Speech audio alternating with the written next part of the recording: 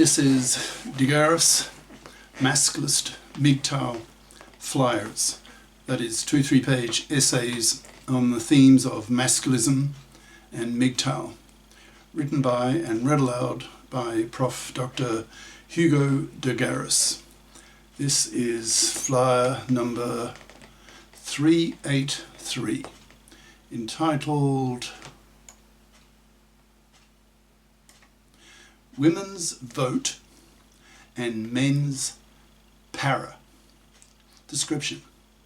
This flyer claims that the legislation of the para, that's paternity rejection right, will prove to be as big a political fight in the 21st century as was women's fight for the vote in the early 20th century.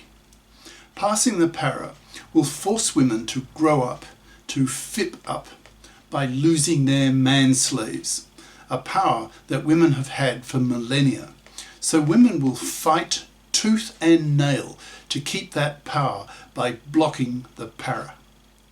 Masculists see the passage of the para as the great enabler of the liberation of men, as much as feminists saw the right to vote as the great enabler of all the major feminist reforms that came decades later. Now the flyer itself.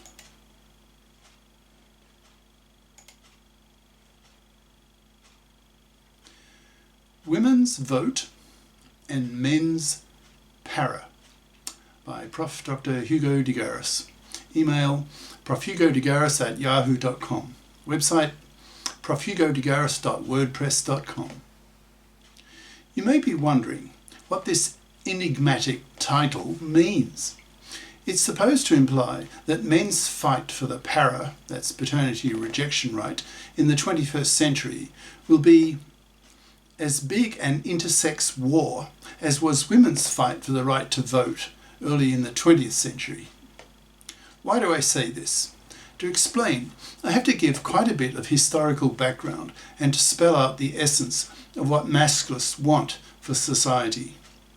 I begin with women's push for the right to vote early in the 20th century.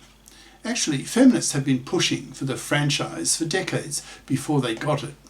Emmeline Pankhurst had been trying for decades to persuade the men in the British Parliament to give women the vote, but each time, when push really came to shove, the male MPs refused to give women the vote. Pankhurst eventually lost patience and started a campaign of suffragette violence to force the male MPs to give women the vote, by blowing up letterboxes, burning down MPs' homes, haranguing MPs at their meetings, etc. Why the emphasis of the suffragettes on getting women the vote?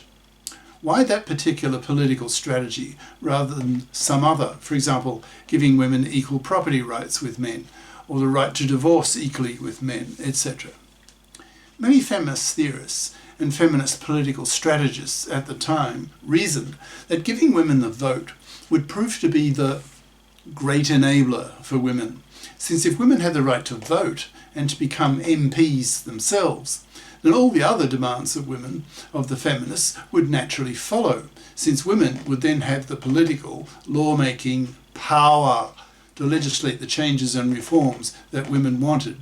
For example, the right to own property, the right to divorce, the right to custody of children, the right to work, the right to enter the professions, the right to a tertiary education.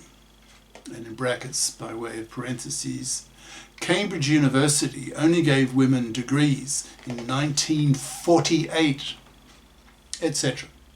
A long litany of demands that the feminists wanted to see legislated.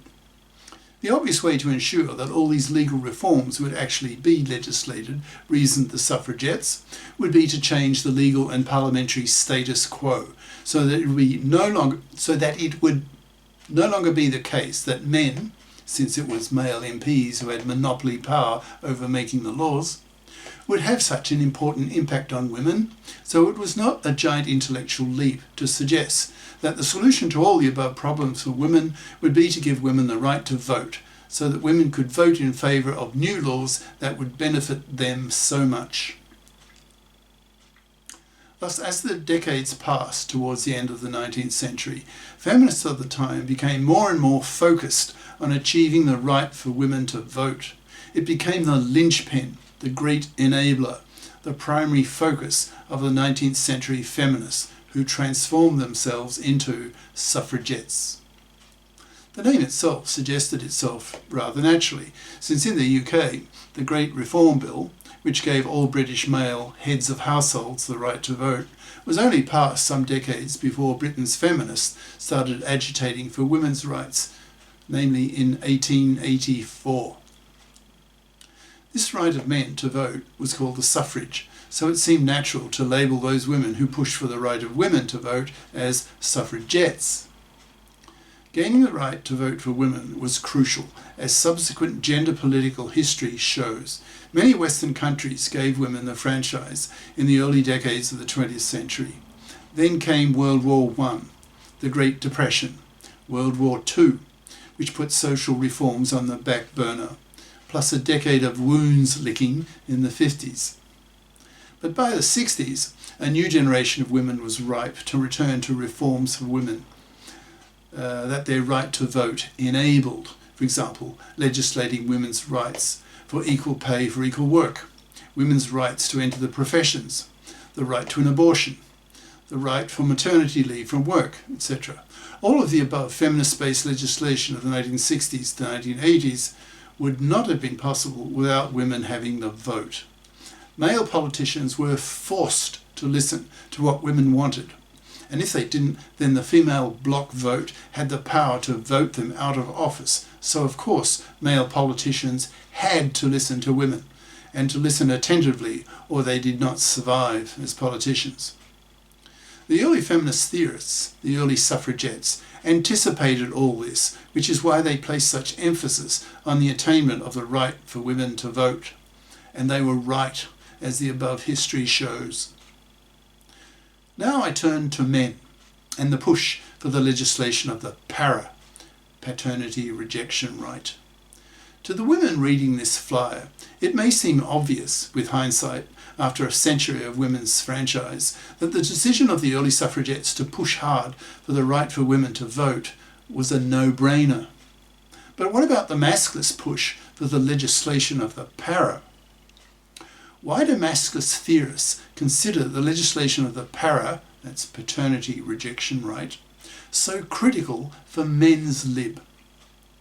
Why do masculist theorists see the passage of the para as the great enabler for men? That is the obvious, well, to the masculist theorists, male equivalent to women's right to vote, as implied in the very title of this flyer. To explain this, I need to lay out the essence of what the masculists want, and then to show why the passage of the para would be critical to achieving the major social and legal goals of the masculists. So, what do masculists really want? What goals lie at the heart of the masculists' message?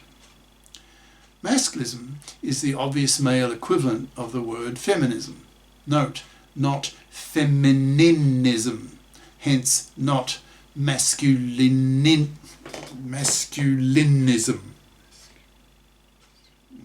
The word feminist has 3 syllables, similarly for the word masculist. So what are the primary goals of the masculists? Masculism is men's lib. So what do men want to be liberated from? The main oppression that masculists want men to be liberated from is man's slavery. That is, paying a very heavy price of working for a woman for decades in order to get regular sex from her. This goal is so basic to masculism that it features in the very subtitle of my book on masculism, entitled Masculism, Men's Rebellion Against Being Manslaves to Women. Masculists also want a slew of misandrous gender laws removed that are so prejudicial to men, especially in the divorce courts, where halfway house women have made divorce for men a slaughterhouse. In the 70s and 80s, feminists who had had their feminist consciousnesses raised, but not their masculist consciousness raised, in brackets, which is still very much the case today, given that masculism is still rather new to women, still saw men as cash machines who are put on this earth to pay for women to have babies. The above attitude is deeply held by most women, even most feminists, so it's not surprising that when those feminists took over the divorce courts, turning them into family courts, they continued to see men in the way that traditional women, in brackets, whom Masculists label as fluffies, that is, traditional women who expect to be able to parasite off the money and labour of a man, have always seen men, that is, as cash machines, as the principal breadwinner for the family. As a result of this fluffy attitude of the feminists, who Masculists label as being monoconscious, that is, only having their feminist consciousness raised, these fluffy feminists then created divorce laws that were catastrophic for men. For example, men would lose custody of their children with a 90% probability. They would lose their house to the fluffy ex-wife, lose half his possessions to her, forced to pay child support to his kids, whom he might see for 2 weekends a month, and often forced to pay alimony to his fluffy, career incompetent ex-wife until she dies, so that she can remain financially parasitic on him after the divorce the way she was before the divorce. These fluffy feminist hypocritical attitudes created a casualty rate amongst men that was worse for men than in a major war. This is the end of part 1.